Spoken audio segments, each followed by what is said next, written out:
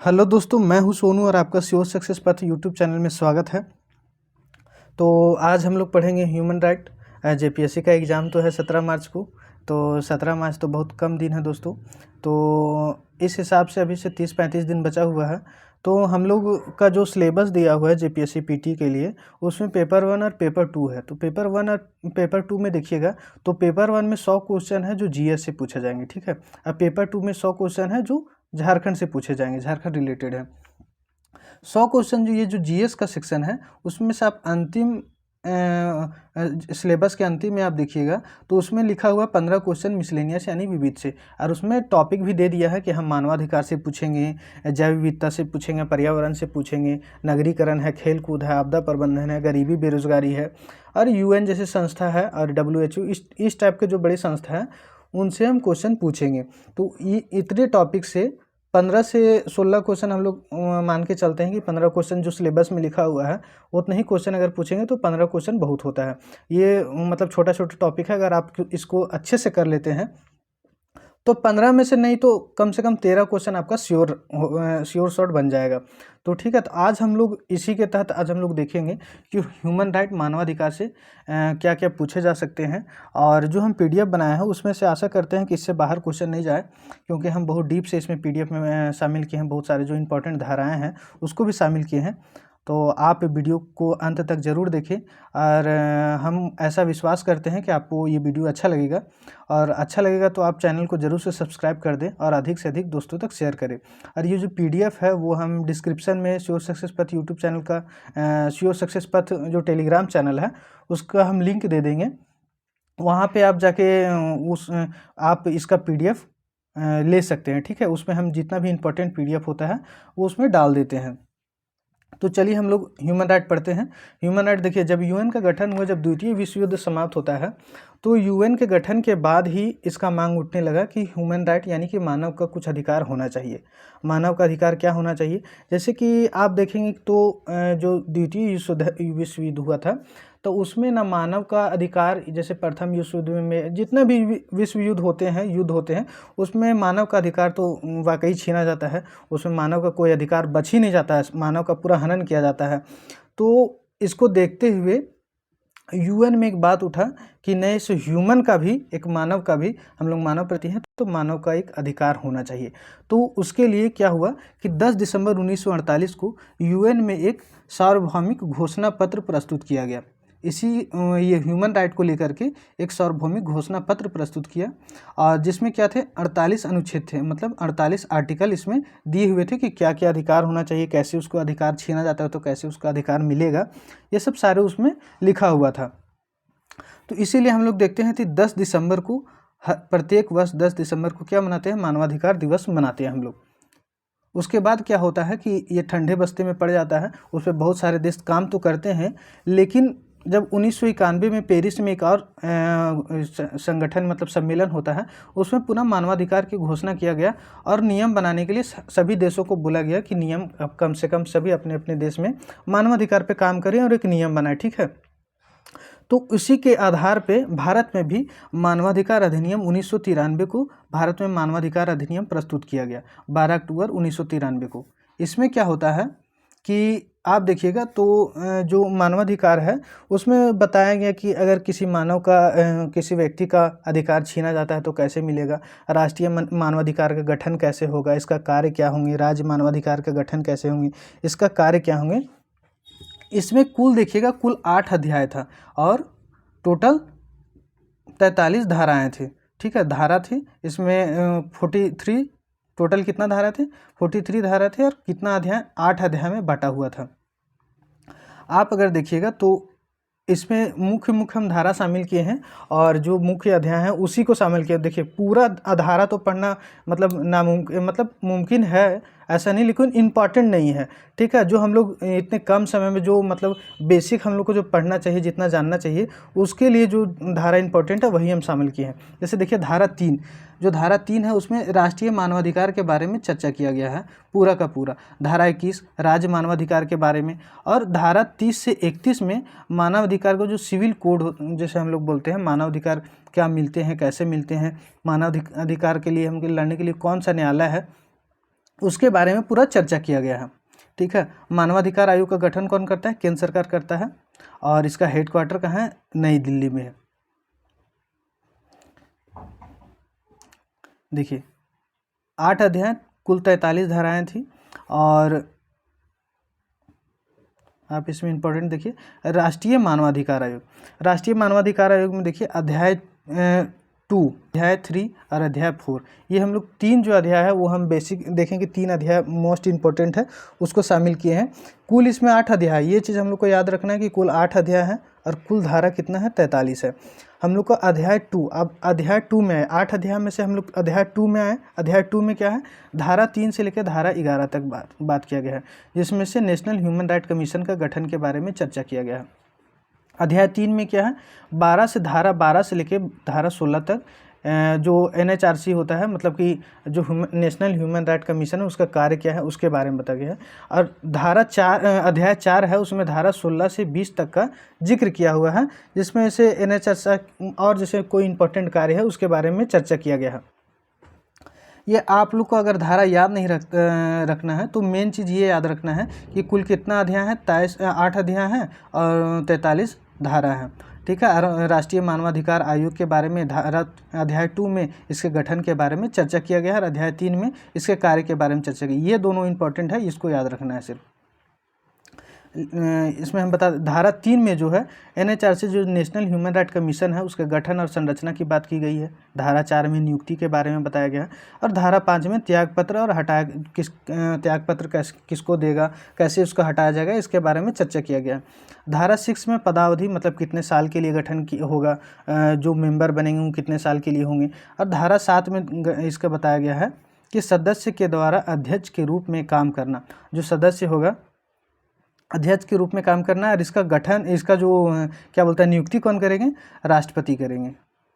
ठीक है, धारा 8 है सेवा शर्तें, धारा 9 है रिक्तियाँ कार्यवाही, धारा 10 है प्रक्रिया का आयोग द्वारा अधिनियमित किया जाना, और धारा 11 है आयोग के अधिकारी और देखिए ये सब मतलब जो इम्पोर्टेंट हमको लगा वो लिख दिए, लेकिन आप जो इम्पोर्टेंट आपके हिसाब से, मतलब जो मुख्य धारा हैं, जैसे कि धारा 3 है, धारा 4 है और धारा 6 है, ये इम्पोर्टेंट है, इसको आप लोग ज़रूर से देख लीजिएगा। ठीक है, और देखिए उसके बाद क्या होता है कि सब यहाँ से इम्पोर्टेंट चालू होता है कि इसका गठन क्या हो, इसका कैसे गठन होगा। जैसे हम लोग से पूछता है कि मानवाधिकार जो आयोग है उसका गठन में कितने मेंबर होते हैं, उसका जो मेंबर कौन अध्यक्ष होता है, ये सब के बारे में हम लोग से पूछा जाता है क्वेश्चन में। तो धारा 3 में बताया गया है कि जो NHRC का गठन और संरचना के बारे में। तो जो इसमें जो है NHRC जो एक्ट बना था NHRA, वो जो 1993 में जो हम लोग देखें, उसमें अभी तक 2 बार संशोधन किया जा चुका है। पहला संशोधन 2006 में और दूसरा संशोधन 2019 में। आप अगर 2019 का संशोधन देखिएगा तो इसमें मेजर संशोधन किया गया है कि जो कार्यकाल था 5 वर्ष उसको 3 वर्ष कर दिया गया, और जो अध्यक्ष होते थे वो आप पहले पढ़ते होंगे कि सुप्रीम कोर्ट का मुख्य न्यायाधीश, रिटायर्ड मुख्य न्यायाधीश होना चाहिए, उसको हटा दिया गया। ये सब चीज़ इसमें मुख्य किया गया है। ठीक है, और कुछ जो मतलब जो सदस्य होते हैं उसको जोड़ा गया, जो एक्स ऑफिशियो जो पदेन सदस्य होते हैं उसको जोड़ा गया, जैसे कि OBC आयोग वाला जोड़ा गया है। इसमें से आप देखिए इसका संरचना में दिया गया है कि कुल 13 सदस्य होंगे, कुल 13 सदस्य, एक अध्यक्ष और सदस्य के रूप में 5 का नियुक्ति किया जाएगा, और 7 जो है पदेन सदस्य होंगे। पदेन सदस्य के मतलब ये होता है कि जैसे कि राष्ट्रीय अल्पसंख्यक आयोग ये हो गए, उनके जो अध्यक्ष होंगे वो इनका जो ह्यूमन राइट कमीशन हुआ उसका पदेन सदस्य होंगे, मतलब कि वो अगर अध्यक्ष बने हैं तो इनका भी सदस्य बन गए, किसका? ह्यूमन राइट कमीशन का। तो इसी तरह जो है वो 7 सदस्य होते हैं, जैसे कि आप देख लीजिएगा कि राष्ट्रीय अल्पसंख्यक आयोग, महिला आयोग, SC का जो आयोग है, ST का, OBC का, बाल संरक्षण आयोग, ये सभी के जो अध्यक्ष हैं वो सभी क्या होते हैं? NHRC का पदेन सदस्य होते हैं। एक और जो 2019 में जोड़ा गया है वो देखिए राष्ट्रीय दिव्यांग जन आयोग के अध्यक्ष 2019। देखिए 2019 में 3 जोड़ा गया, OBC, बाल संरक्षण आयोग के अध्यक्ष और राष्ट्रीय दिव्यांग जन आयोग के अध्यक्ष, तीनों को 2019 में जोड़ा गया है। आप लोग को ये PDF जो है हम दे देंगे टेलीग्राम चैनल पे, आप लोग वहाँ से ले लीजिएगा। और जो नियुक्ति होता है वो समिति के द्वारा होता है। आगे हम लोग देखेंगे समिति के द्वारा किस प्रकार कौन कौन समिति में शामिल होते हैं और समिति के द्वारा कैसे नियुक्ति किया जाता है। ठीक है, 5 लोगों का नियुक्ति होता है और 7 लोग जो होते हैं वो पदेन सदस्य होते हैं और 1 जो है वो अध्यक्ष है। 13 टोटल हो गए। जो 5 नियुक्ति होता है उसमें से 2 जो होंगे लोग वो सुप्रीम कोर्ट का वर्तमान या कार्यरत वर्तमान या सेवानिवृत्त न्यायाधीश होंगे। ठीक है, पहला वर्तमान या सेवानिवृत्त न्यायाधीश। दूसरा जो होंगे भारत के किसी भी कार्यरत या सेवानिवृत्त मुख्य न्यायाधीश, मतलब हाई कोर्ट के। ठीक है, एक चीज़ आप लोग देखिए, पहला जो होगा वो सुप्रीम कोर्ट का और दूसरा जो होगा वो हाई कोर्ट का। कोई भी न्यायाधीश होना चाहिए, कोई ज़रूरी नहीं है कि वो न्यायाधीश मुख्य न्यायाधीश होंगे। ठीक है, मुख्य न्यायाधीश सिर्फ हाई कोर्ट में देखा जाता है। सुप्रीम कोर्ट में ऐसा पहले था मुख्य न्यायाधीश के रूप में, लेकिन अभी इसको हटा दिया गया है। सदस्य होंगे मानवाधिकार के विशेषज्ञ के रूप में, जिसमें से कम 1 महिला को शामिल करना जरूरी है।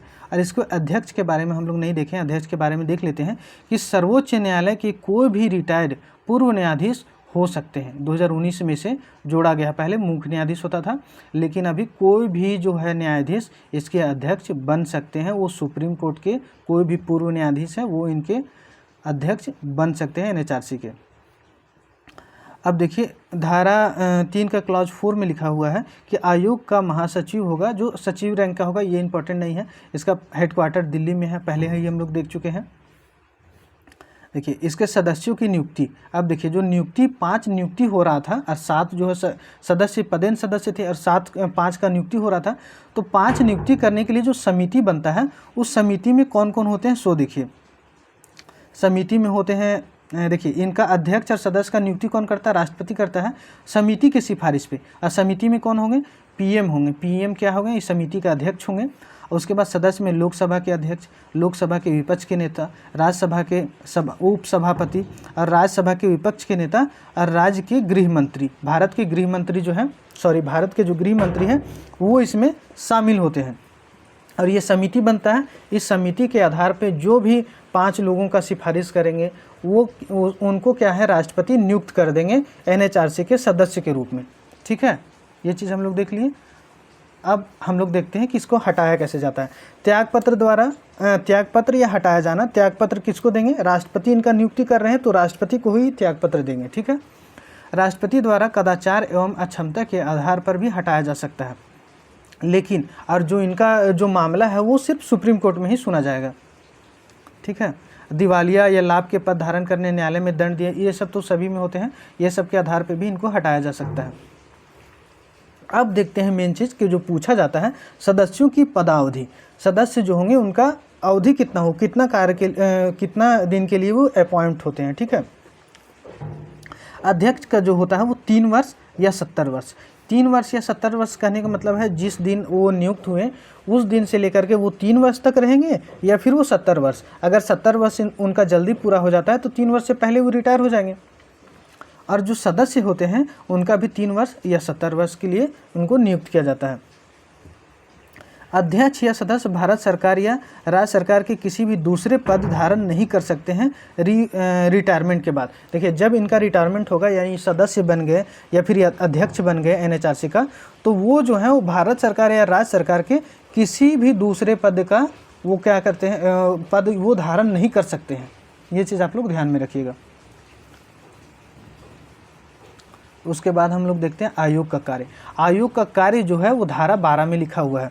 आयोग के कार्य में ये चीज़ लिखा हुआ है कि यह स्वतः संज्ञान से भी मामलों की जांच कर सकता है। आयोग जो है, जो NHRC है, वो स्वतः संज्ञान ले सकता है कि यहाँ पे ह्यूमन राइट का हनन हो रहा है तो हम यहाँ पे जांच कर सकते हैं। लेकिन वो कब ले सकता है, अंतर्राष्ट्रीय संधियों का अध्ययन करता है वो तो ठीक है, लेकिन 1 साल के पुराने मामलों की जाँच करने की इसका अधिकार नहीं है। अगर आप देखिएगा NHRC का, तो 1 साल से पुराना अगर कोई मामला है तो उसका वो जांच नहीं कर सकता है। और वो भी क्या हो ना, सिविल न्यायालय की शक्तियों, यानी कि इसके पास जो सिविल न्यायालय जो होता है, यानी कि मारपीट ये सब नहीं हो करके, जो जैसे कि हम लोग सिविल न्यायालय में देखते हैं कि ज़मीन उमीन का विवाद, तो उस टाइप से जो ह्यूमन राइट का, जैसे कि अधिकार छीना गया है, लड़ाई झगड़ा का उसमें बात नहीं है, दंड उंड का बात नहीं है, तो उस टाइप का मामला को ही ये उठा सकता है, यानी कि स्वतः संज्ञान ले सकता है।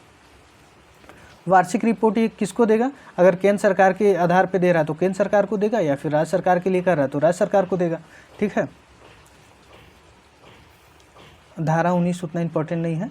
धारा 40 और 41, देखिए 40 में क्या है कि केंद्र सरकार नियम बनाएगी और 41 में राज्य सरकार नियम बनाएगी। देखिए 40 में अगर आप देखिएगा तो NHRC होता है, उसके लिए केंद्र सरकार नियम बनाएगी, और SHRC होता है जो स्टेट राज्य मानवाधिकार होता है, उसके लिए कौन नियम बनाएगा? धारा 41 के अनुसार से राज्य सरकार नियम बनाएंगे। अब हम लोग देखते हैं राज्य मानवाधिकार आयोग। राज्य मानवाधिकार आयोग में देखें, हम लोग देखें जो राष्ट्रीय NHRC है, राष्ट्रीय मानवाधिकार, उसमें देखें कुल कितना मेंबर थे? 13 मेंबर थे। लेकिन राज्य मानवाधिकार में कुल 3 मेंबर होते हैं, जिसमें से एक अध्यक्ष और 2 सदस्य। एक अध्यक्ष जो होंगे वो किसी हाईकोर्ट का वर्तमान या सेवानिवृत्त न्यायाधीश होंगे, और जो सदस्य होंगे वो दो में कौन कौन होंगे सो हम लोग देखते हैं। पहला, हाईकोर्ट का वर्तमान या सेवानिवृत्त न्यायाधीश या 7 वर्षों के अनुभव प्राप्त जिला जज। अगर हाईकोर्ट का हम लोग देखते हैं तो हाईकोर्ट का सेवानिवृत्त न्यायाधीश होना चाहिए, या फिर कोई जिला जज है तो 7 साल का उनका अनुभव होना चाहिए, तभी वो क्या हो सकते हैं? वो सदस्य के रूप में नियुक्त हो सकते हैं। और एक हो गया, और एक जो है वो मानवाधिकार विशेषज्ञ हो सकते हैं। इसमें महिला वाला जो उसमें एक महिला रहना जरूरी है वो इसमें नहीं है। और इनका भी कार्यकाल है जो 3 वर्ष या 70 वर्ष, 3 वर्ष या 70 वर्ष। ऊपर में भी NHRC का और SHRC का दोनों का कार्यकाल सेम है। अब देखिए नियुक्ति, जो नियुक्ति होंगे वो नियुक्ति कौन करेंगे? राज्यपाल के द्वारा नियुक्ति किया जाएगा। लेकिन चयन समिति, जो समिति हम लोग ऊपर में देखे थे कि समिति के आधार पर 5 व्यक्तियों का, 5 सदस्यों का नियुक्ति होता है, तो उसी आधार पे यहाँ पे चयन समिति, यहाँ पे भी एक समिति बनता है राज्य मानवाधिकार में। उसके अध्यक्ष कौन होते हैं? CM होते हैं। और उसमें विधान परिषद के विपक्ष के नेता, गृह मंत्री, और विधानसभा का अध्यक्ष, विधानसभा के विपक्ष के नेता, और विधान परिषद के सभापति, ये सभी क्या होते हैं? समिति के सदस्य होते हैं। ये सभी समिति क्या करेंगे? सिफारिश करेंगे कि हाँ ये व्यक्ति को नियुक्त किया जाना चाहिए, तो फिर क्या करेंगे? राज्यपाल इनको नियुक्त करेंगे। लेकिन हम लोग एक चीज़ और देखते हैं कि हटाया जाना, इसको हटा कौन सकते हैं? तो हटा सकते हैं राज्यपाल, लेकिन नियुक्त कौन हटा सकते हैं राष्ट्रपति, हटा सकते हैं कौन? राष्ट्रपति। लेकिन नियुक्त कौन करते हैं? नियुक्त करते हैं राज्यपाल। लेकिन जब सदस्य जो हो त्यागपत्र देंगे तो राज्यपाल के नाम से ही राज्यपाल को ही त्यागपत्र देंगे। ठीक है, इतना ही था पूरा जो NHRC और SHRC। तो आप लोग को अगर ये वीडियो अच्छा लगता है तो लाइक कर दें और अधिक से अधिक दोस्तों तक शेयर करें।